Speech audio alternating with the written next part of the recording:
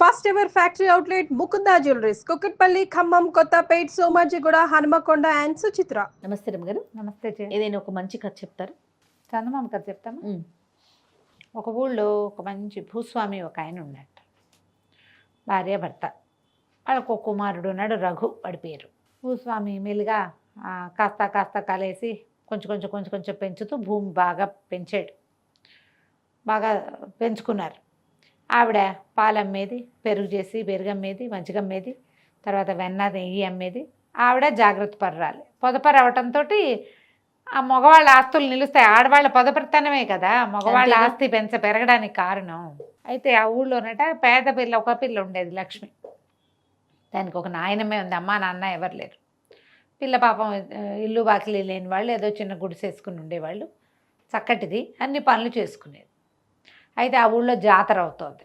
జాతర అవుతుంటే అమ్మ నాన్న ముందే వెళ్ళారు. రఘు వెనకాల ఏదో పాలు అవి తీర్చుకుని రఘు వెళ్ళబోతుంటే ఈ ఇల్లు నానుకుని ఉన్న చేలో కలుపు తీస్తోంది పిల్ల, ఈ లక్ష్మి. అంటే అన్నట్టు కేకేసేట, ఏంటి ఎందుకు ఇంకా తీస్తున్నావు, జాతరలోకి వెళ్ళవా అంటే, ఆ జాతరకి వెళ్తే కూల్ డబ్బులు ఎక్కడి నుంచి వస్తాయి బాబు, మరి ఈ కూల్ తీస్తే, ఈ కలుపు తీస్తే 2 అర్ధనాలు కూలి వస్తుంది, సాయంత్రానికి రేపటికి భోజనం వస్తుంది అనేసరికి 2 అర్ధనాలే కదే నేను ఇస్తాను, పోను ఒక జాతరలోకి వెళ్ళు, ఓసారి వెళ్ళి దండం పెట్టుకురా అన్నాడు. అనేసరికి ఆ పిల్ల ఏం చేసింది, చేలోంచి బయటకు వచ్చి కాళ్ళు చేతులు కడుక్కొని జాతర వైపుకి అడుగులేసింది. రఘు ఈ అమ్మాయి చేయవలసిన పని తను చేస్తానన్నాడు. కలుపు తీసాడు కొంత మటుకు. ఆ పిల్ల అక్కడికి వెళ్ళి జాతర దాకా వెళ్ళి ఊళ్ళోనే దండం పెట్టుకుని తిరిగి వచ్చేసరికల్లా ఇతనికి అలవాట్లేక, ఆ పిల్ల పొద్దు నుంచి పనిచేస్తున్న పిల్ల నవనవలాడుతూ బాగానే ఉంది. అలవాటు. మధ్యాహ్నం కాసేపు పనిచేసిన రఘుకి చెమటలు దిగ్గారిపోతుంది. దిగ్గారుతుంటే పిల్లంది, అబ్బో ఎంత కష్టపడ్డావు నా కోసం, సరేలే రారా మా ఇంటికి రా, పానకం ఇస్తానని. జాతరలో అందరిళ్లలోనూ పానకం చేసుకుంటారు అమ్మవారి నివేదనలకి. ఒక గ్లాసు పానకం కలిపెట్టుకున్న పానకం నుంచి ఒక గ్లాసు పానకం ఇచ్చింది. పానకం తాగాక వాడికి అనిపించింది ఎంత పని చేస్తుంది ఈ పిల్ల. అక్కడికి వెళ్ళేసరికల్లా ఆ నాయనమ్మ రుసరుసలాడుతూ దుమదుమలాడుతూ తిట్టుకుంటూ కసురుకుంటూ ఉంది. కనీసం పోనీ ఇంత చక్కటి పిల్ల, ఇంత పనిమంతురాలు, తెల్లారు లేచిన దగ్గర నుంచి పనిచేసి సాయంత్రం అయ్యేసరికి నూకల గంజో వేపు గంజో పట్టుకొచ్చి పెడుతోంది బామ్మకి.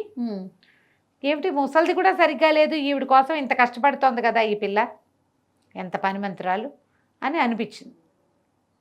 సరే ఆ మాట అనుకుని ఇతను వచ్చేసాడు అక్కడి నుంచి. వాడు నచ్చింది ఆ పిల్ల. ఇంటికి వచ్చేసరికి వాళ్ళ నాన్న వాకిలికి దడి కడుతున్నాడు. వాకిలి అంటే ఈ ఇళ్లల్లో ఇది వరకట్లాగా ప్రహరీ గోడలు అవి పెద్ద కట్టుకునే వాళ్ళు కాదు కదా పాతకాలంలో. ఏం చేసేవాళ్ళు, దడి కట్టేవాళ్ళు. కొన్ని రాటలు నిలువుగా పాతిపెట్టి చిన్న చిన్నవి మన తుంగవి అవి కలిపి ఇట్లా అడ్డంగా కడితే ఏమిటి మేకలు అవి రాకుండా, గొడ్లు ఇది కాకుండా ఉండటానికి ఒక తడి కడుతున్నాడు. ఒరే అయ్యా, పాలేళ్ళందరూ జాతరలో ఉండిపోయారు, మరి చీకటి పడే లోపల ఈ పని అయిపోవాలి, ఇంకా ఈ కాస్త మేర మిగిలింది, రారా నువ్వు సాయం పట్టు అంటే, సరే రఘు వెళ్ళి అది దడి కట్టడానికి నాన్నకు సహాయం చేశాడు. చేస్తుంటే వాళ్ళ నాన్న అన్నాడు, ఏరా ఈ సంవత్సరం పెళ్లి చేసుకోవాలిరా నువ్వు అన్నాడు. అనేసరికి నా అబ్బాయి అన్నాడు, నాన్న నేను ఏ పిల్లని చేసుకున్నాను, నాకు నచ్చితే చాలన్నావు కదా, మరేమో నేను మన వెనకాల ఉన్న లక్ష్మి లేదు, దాన్ని చేసుకుంటాను నాన్న అన్నాడు. అనేసరికి నాన్న అన్నాడు, మంచిదేరా పిల్ల, బుద్ధిమంతురాలు, చక్కగా మన ఇంట్లో కూడా ఎప్పుడైనా అవసరమైతే 4 పనులు అందుకుంటుంది. కాకపోతే మీ అమ్మ ఉంది చూసావా, మహాగండ, అది పాలు అమ్ముతుంది, పెరుగు అమ్ముతుంది, వెన్న అమ్ముతుంది, నెయ్యి అమ్ముతుంది, రూపాయి నా చేతికి అందనివ్వదు. ఎక్కడ దాస్తుందో భగవంతుడికి కూడా తెలియదు. మీ అమ్మ ఒప్పుకోదురా పేద పిల్లని చేసుకోవడానికి, దానికి నగానట్రా అమరవు. డబ్బు గల సంబంధం చేసుకుంటే ఏముంది, మనకి వాళ్ళు పెట్టుబడులు వస్తాయి, దీని దగ్గర నుంచి ఏమొస్తాయి, పిల్ల మంచి పిల్లే కానీ మీ అమ్మ ఒప్పుకోదురా అన్నాడు. సరే ఊరుకున్నాడు రఘు. 4 రోజులు ఆగాక వాళ్ళ అమ్మ మజ్జిగ జిలుగుతుంటే దాని దగ్గర కూర్చుని, అమ్మ ఎంత పని అంతా ఒక్కదానివే చేసుకుంటున్నావు, ఎవరైనా పనిమంతురాలు లేని పిల్లని తెచ్చుకుంటే నీకు బాగుంటుంది కదే అన్నాడు. ఎందుకు బాగుండదు నాయన, నా వెనకాల చేదోడు బాదోడుగా ఉండేందుకు పిల్ల రావద్దు అన్నది. అనేసరికి అమ్మ మన వెనకాల ఇంట్లో ఉండే లక్ష్మిని చేసుకుంటానే, అది భలే పనిమంతురాలు అన్నాడు. అనేసరికి ఆవిడంది, నాకెందుకు, అయ్యో లక్ష్మి బంగారు తల్లిరా, అది ఎంత మంచి పిల్లో, బాగుంటుంది చేసుకుంటే, కానీ మీ నాన్న నడే ఒట్టి పాపిష్టవాడు. ఓహో, నాన్న ఒప్పుకోడురా, నాన్న పరమ పీనాసివాడు, నీ కట్నం కోసం చూస్తున్నాడు రా, నువ్వు ఇంత బంగారు తండ్రివి, నీకు ఎంత కట్నం వస్తుంది, దానికి అది ఇది కలిపి ఏదైనా కొందామనుకుంటాడు. కానీ పెళ్ళికి ఒప్పుకోడు రా మీ నాన్న. ఏమనుకోకు నాన్న, ఇంకో సంబంధం చూసుకుందాము అంది. నాన్న వద్దన్నాడు, అమ్మ అమ్మ వద్దంది. వద్దంది. కానీ ఈ కొడుకు పట్నం ఏదో వస్తువులు తేవడానికి వెళ్ళినప్పుడు మొగుడు పెళ్ళాం ఇద్దరు కష్టం సుఖం మాట్లాడుకున్నారు. ఏమేవో మానవాడికి వెనకాలింటి లక్ష్మి మీద ఉందే అంటే నీకు చెప్పాడు నాకు చెప్పాడు అంది తల్లి. అంత పేద పిల్లని తెచ్చుకుంటే ఏం సాగుతుందే, అక్కడ ఎవరు లేరు. వీడు పండక్కి అత్తారింటికి వెళ్ళినా అన్నమండి పెట్టేవాళ్ళు లేరు, అదే వండుకోవాలి. ఇక పండగలు లేవు, పబ్బాలు లేవు, వాడి పేరు పెట్టుకుని మనం వెళ్ళటాలు లేవు, పండక్కి వెచ్చాలు వచ్చేది లేదు, లాంఛనాలు వచ్చేవి లేదు, ఓ బావమరుదులు సరాగాలు లేవు, వియ్యంకులు మన చూసి అగ్గగ్గలాడడం సున్నా, ముసలిది ఎప్పుడో పోతుంది, ఆ పిల్లకి పురుడు పుణ్యం మనమే పోసుకోవాలి. పోనీ దాని దగ్గర పావలా ఉందంటే అర్ధనా కూడా లేదు, ఈ సంబంధం చేసుకోకూడదు. ఇద్దరు డిసైడ్ అయ్యారు. వాళ్ళిద్దరు ఉద్దేశం అదే.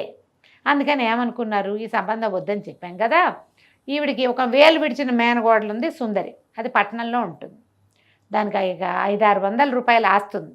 అది 500-600 ఎప్పటి కదా ఇది, 60s, 60 కూడా కాదు 50s కదా. ఓకే, 500-600 రూపాయలు ఆస్తుంది, దాన్ని తీసుకొద్దాము, దాన్ని 4 సార్లు చూపించామంటే వీడే ఒప్పుకుంటాడు, పిల్ల చక్కగా ఫ్యాషన్గా, అంటే అప్పుడు ఆ రోజుల్లో ఏమైనా వాళ్ళు ముస్తాబు అది చేసుకుని బాగుంటుంది పిల్ల అని ఆవిడ ప్రపోజ్ చేసింది. ఈయనకి ఏమనుంది, ఈయనకున్న 25 ఎకరాలకి పక్కన మంచి 5 ఎకరాల చేను ఒకటి ఉంది, ఒక 200-250 అయినా పెట్టాలి, దానికి 50 రూపాయలు ఎకరం. మన దగ్గర డబ్బు కదపకుండా పైనుంచి డబ్బు వస్తే అది కొడుకు పేరున కొనొచ్చని ఆలోచిస్తున్నాడు. దొరికిందే ఛాన్సు.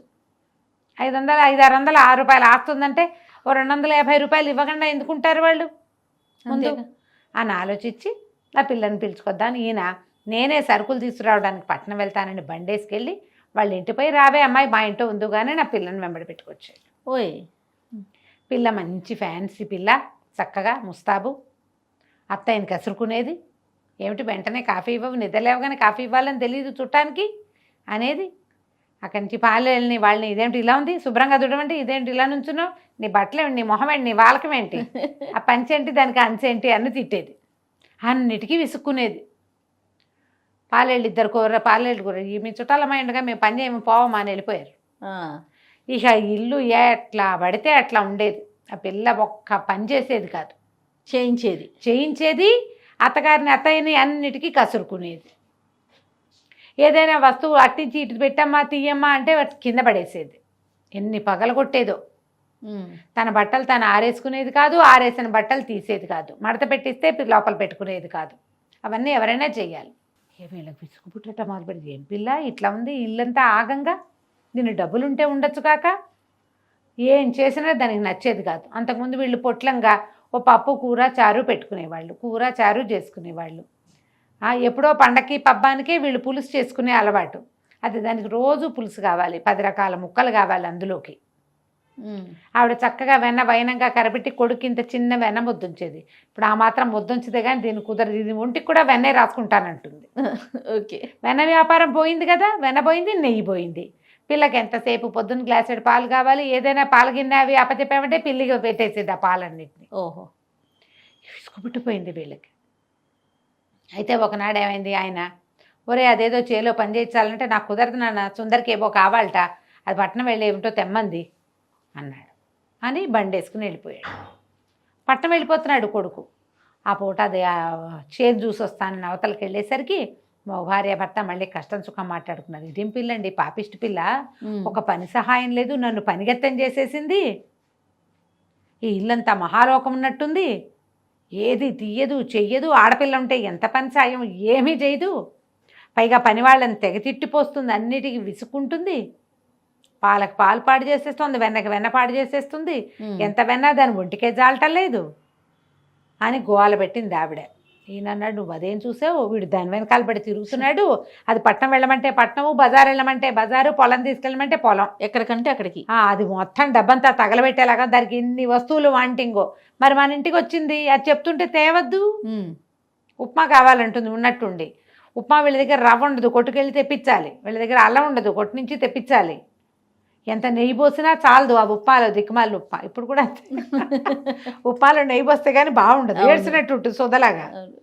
దాంతో లబలబలాడిపోయారు ఇప్పుడు దాని వెనకాల పడి తిరుగుతున్నాడే, రేపొద్దున దీన్ని చేసుకుంటే ఇప్పుడు వాడు అది దాని నుంచి మనకు 500 వచ్చే దానికంటే మనవాడు తగలబెట్టే ఆస్తి ఎక్కువగా కనపడుతోంది.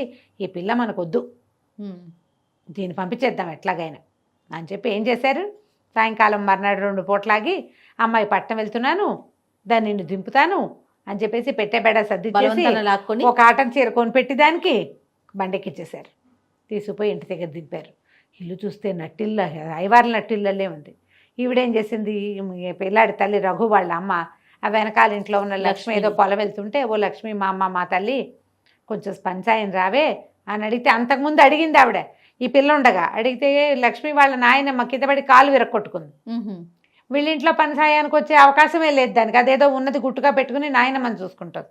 మీ నాయనమ్మని దిసురా, పాలేరుని పంపిస్తా సహాయం, మా ఇంట్లో పడుకోబెడదు కానీ ఆవిడ కూడా పాలు నీళ్లు నేనే చూస్తా, కొంచెం ఈ ఇల్లు వాకిలి సర్ది పెట్టమ్మా, మాతో ఉండు అని బతిలాడుకుంది.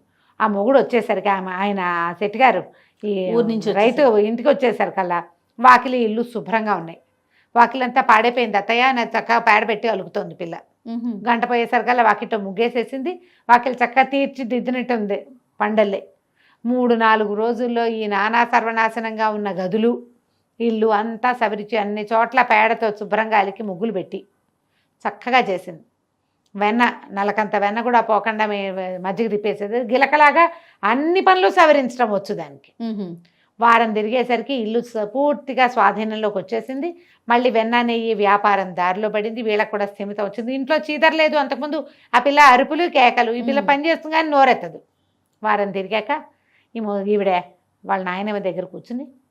ఎందుకమ్మా మా పిన్ని ఇట్టా పడి ఉండటం, పై వాళ్ళ ఇంట్లో ఉంటున్నానని నువ్వు బాధపడద్దు, మనం ఒకటి, లక్ష్మిని నా కొడుకు చేసుకుంటాను, నువ్వు అవునని చాలు పెద్దదాని మీద అవుననిపించేసుకుని కొడుకుని అడిగారు, ఏరా లక్ష్మి బంగారు తల్లి దాన్ని చేసుకుంటామని నేను ముందే చెప్పాను, మీరే వద్దన్నారు, ఆ సుందరిని తెచ్చారు, దాన్ని చచ్చాను దాంతో నేను అన్నాడు వాడు. ఆ అమ్మాయి పని చేయకపోతే ఒప్పుకోదు, అందుకని పని చేశాడు. ఆ అమ్మాయి అనుకుని వీళ్ళు పొలం పుట్ర రాకపోతే పీడా పోయి ఇల్లు బాకిలు శుభ్రంగా ఉంటే చాలు, కనీసం వేళకి తిండి పనిమంతుతనం కావాలని అనుకుని ఆ లక్ష్మిని ఇచ్చి ఆ రఘుకి పెళ్లి చేసేసుకున్నారు. చాలామంది జయ మరి ఇటీవల కాలంలో ఎలా ఉందో తెలియదు కానీ మరి ఐడియాస్ పెద్ద పెద్ద సంబంధాలు కావాలి, ఆడపిల్లలు పైళ్ళ నుంచి తెచ్చుకోవాలనుకుంటారు.